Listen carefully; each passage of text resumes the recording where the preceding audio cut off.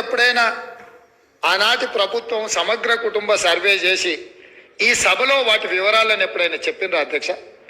సమాజంలో ఉన్న ప్రజాప్రతినిధులకు కానీ ప్రజలకు కానీ ఆ సమగ్ర కుటుంబ సర్వే ఎప్పుడైనా అందుబాటులో పెట్టిండ్రా అధ్యక్ష? దాదాపుగా 10 సంవత్సరాలు అవుతుంది. అదొక రహస్య నివేదికగా మీరు మాత్రమే సమగ్ర కుటుంబ సర్వే చేసి ఒకే ఒక్క కుటుంబము ఆ వివరాలన్నీ దాచిపెట్టుకొని వాళ్ళకు అవసరమైనప్పుడు వాళ్ళు చూసుకొని ఎన్నికలప్పుడు దాన్ని ఉపయోగించుకొని మిగతా సమయంలో ఎవరికి అందుబాటులో లేకుండా చేసింది. మాకు అట్లాంటి ఉద్దేశం లేదు అధ్యక్ష.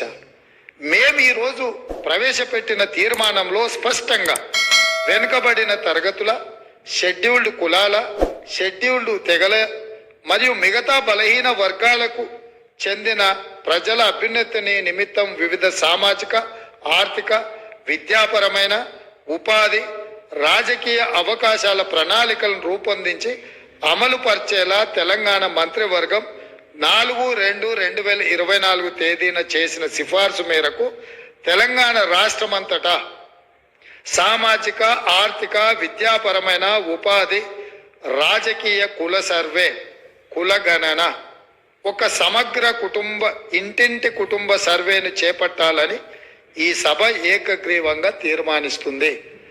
ఇందులో ఎలాంటి అనుమానాలకు, శశభిషలకు తావు లేకుండా ఈ ప్రభుత్వం ఒక తీర్మానాన్ని ప్రవేశపెట్టింది. ఈ తీర్మానాన్ని మీరు అర్థం చేసుకొని మీకున్న అవగాహన మేరకు, మీకున్న అనుభవం మేరకు మీరు ఇంకేమైనా ఇది అమలు చేసే క్రమంలో ఏదైనా న్యాయపరమైన, చట్టపరమైన చిక్కులు వచ్చే అవకాశం ఉందని మీకు ఏదైనా అనుమానం ఉంటే మీ అనుమానాలతో పాటు దీన్ని అమలు చేయడానికి సూచనలు ఇవ్వండి.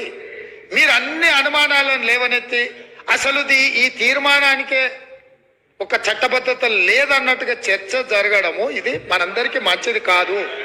కాబట్టి సో మీ మనసుల్లో ఏదైనా అనుమానం ఉంటే అనుమానాన్ని చెప్పండి, దానికి మీ వైపు నుంచి ఇచ్చే సూచన కూడా చెప్పండి. మేము ఇక్కడ ఇది రహస్యంగా మేమేదో కూర్చొని మేమేదో పదురుకొని కూడుకొని ఏదో తీర్మానాన్ని పెట్టి చర్చ లేకుండా పాస్ అని ముందుకు వెళ్ళదలుచుకోలేదు అధ్యక్ష.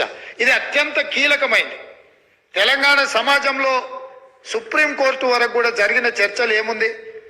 మీరు బలహీన వర్గాలకు మీరు అండగా నిలబడాలంటే మీ లెక్కలేంటో మీకు తెలవాలి అన్నారు. ఈ బలహీన వర్గాల లెక్కలు తెచ్చి వాళ్లకు నిధుల విషయంలో, నియామకాల విషయంలో సహేతుకమైన వాళ్ళ వాటాను వాళ్ళకి ఇవ్వాలని ఆనాటి కేంద్ర ప్రభుత్వం 2011లో